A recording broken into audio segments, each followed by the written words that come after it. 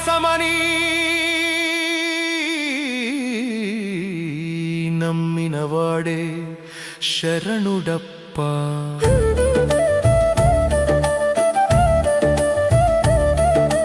గడ్డివామును కాల్చుటకు ఒక నిప్పు కణమే చాలు, ఒక్క చిన్న తప్పు చాలు నీ భక్తినంత చెరచుటకు.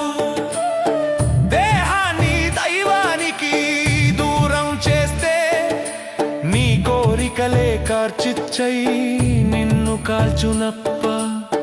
దేహి అని దేహమర్పిస్తే సంగమదేవుడు అభయమిచ్చునప్ప.